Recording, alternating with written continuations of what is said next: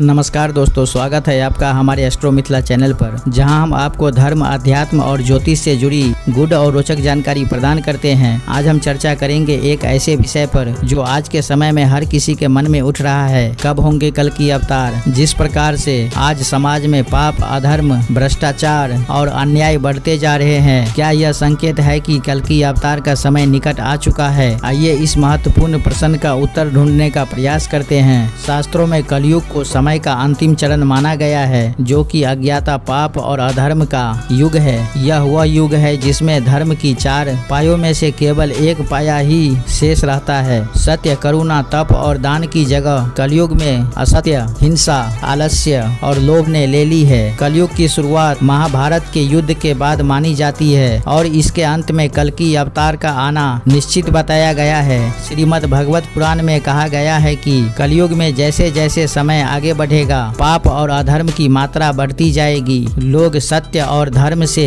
दूर हो जाएंगे और समाज में अराजकता और अंधकार छा जाएगा। तब भगवान विष्णु का 10वां अवतार कल्कि इस धरती पर प्रकट होंगे और अधर्म का नाश करेंगे। हम अगर अपने चारों ओर देखते हैं तो पाएंगे कि समाज में हर ओर पाप, अधर्म, भ्रष्टाचार और अन्याय का बोलबाला है। सत्य और धर्म की मानो कोई कद्र ही नहीं रह गई है। लोग स्वार्थ के वशीभूत होकर एक दूसरे को धोखा दे रहे हैं, झूठ और कपट का सहारा ले रहे हैं। धर्म के नाम पर भी अत्याचार और हिंसा हो रही है। कहीं बच्चे भूख से मर रहे हैं तो कहीं निर्दोष लोग अत्याचार का शिकार हो रहे हैं। इस तरह की घटनाएं यह संकेत देती है कि हम कलयुग के उस चरम पर पहुंच चुके हैं, जहां से अब केवल कल की अवतार ही इस दुनिया को बचा सकते हैं। शास्त्रों और पुराणों में बताया गया है कि जब पाप और अधर्म अपने चरम पर होंगे, तभी कल की अवतार का प्रकट होना होगा। विष्णु पुराण और श्रीमद् भगवत पुराण में कल की अवतार का वर्णन मिलता है।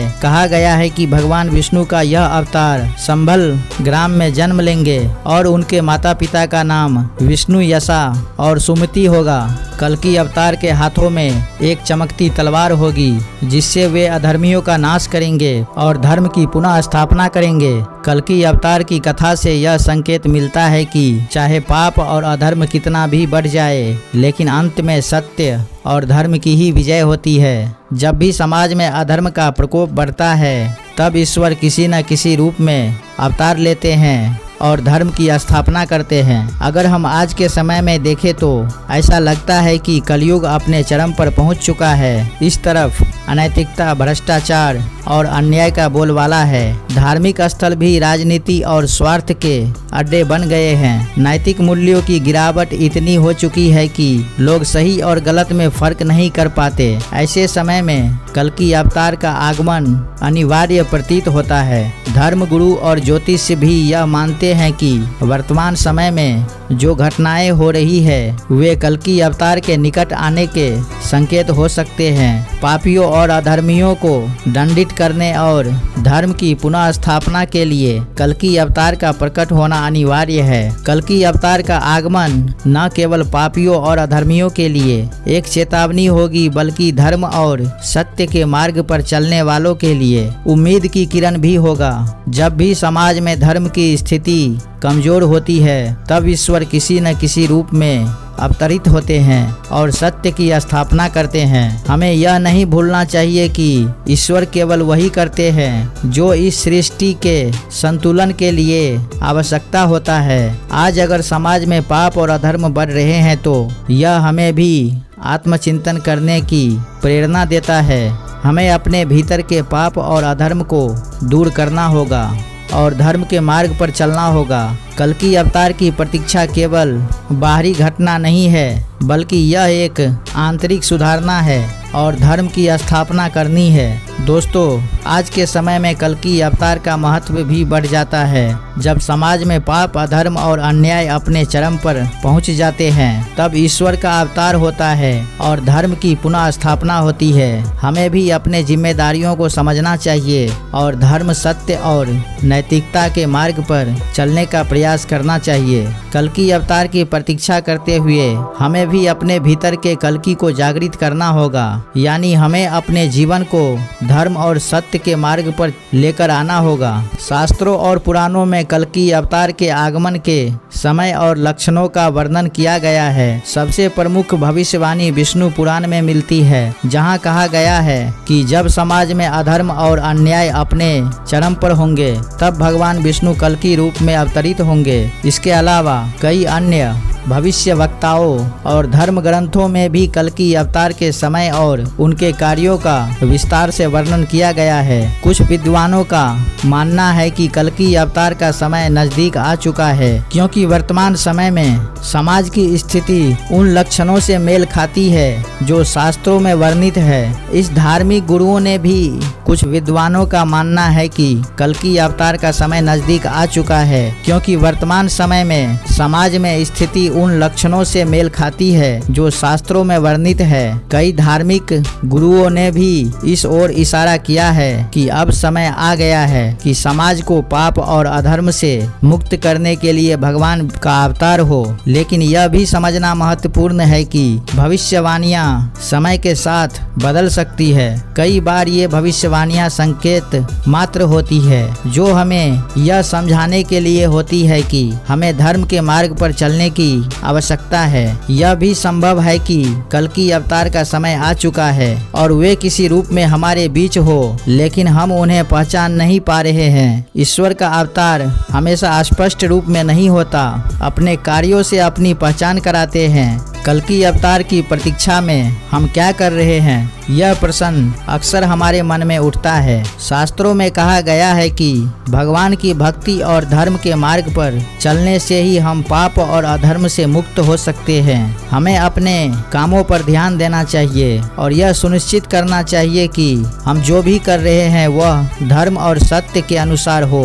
यह भी आवश्यक है कि हम समाज में हो रहे अन्याय और अधर्म के खिलाफ आवाज उठाए। चुप रहकर अधर्म को सहन करना भी एक तरह का पाप है। हमें अपने आसपास के लोगों को धर्म और सत्य की राह पर चलने के लिए प्रेरित करना चाहिए। इसके लिए हमें खुद भी एक उदाहरण बनना होगा। इसके साथ ही हमें अपने भीतर के पाप और अधर्म को भी समाप्त करना होगा। कल्कि अवतार की प्रतीक्षा सिर्फ बाहरी घटना ही नहीं, बल्कि यह एक आंतरिक यात्रा भी है, जिसमें हमें अपने भीतर के दोषों को खत्म करके एक नया और बेहतर इंसान बनना है। अगर हम यह मान ले कि कल्कि अवतार नहीं होते तो समाज का क्या होगा? क्या यह पाप और अधर्म इसी तरह बढ़ता रहेगा? यह एक गंभीर प्रश्न है जिसका उत्तर हमें खुद में तलाश करना होगा। यदि समाज में पाप और अधर्म इसी तरह बढ़ते रहे तो इसका परिणाम विनाशकारी हो सकता है।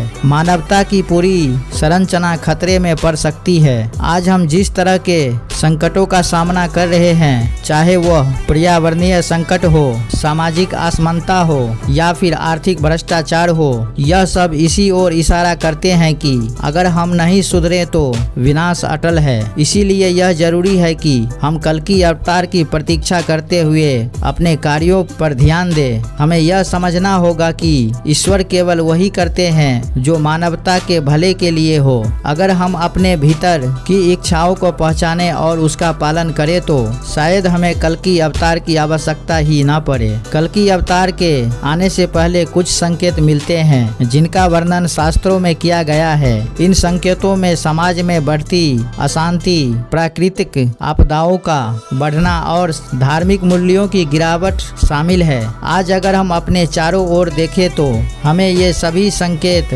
स्पष्ट रूप से दिखाई देंगे, चाहे वह प्रकृति आपदाएं हो, समाज में बढ़ती हिंसा हो या फिर धार्मिक असहिष्णुता। ये सभी इस बात के संकेत हैं कि कलयुग अपने चरम पर पहुंच चुका है। लेकिन सवाल यह है कि क्या हम इन संकेतों को सही रूप में पहचान पा रहे हैं? क्या हम इस बात को समझ पा रहे हैं कि ये संकेत हमें कल्कि अवतार के आगमन की ओर इशारा कर रहे हैं? अगर नहीं तो हमें खुद में बदलाव लाने की जरूरत है। कल्कि अवतार को हम केवल एक ईश्वर के रूप में नहीं बल्कि एक प्रतीक के रूप में भी देख सकते हैं। यह प्रतीक है उस आंतरिक शक्ति का जो हमें पाप और अधर्म के खिलाफ खड़ा होने की प्रेरणा देता है। कल्कि अवतार का आगमन हमें यह सिखाता है कि जब भी समाज में पाप और अधर्म बढ़ता है तब उसे खत्म करने के लिए एक आंतरिक जागृत की आवश्यकता होती है। यह जागृत हमें अपने भीतर से ही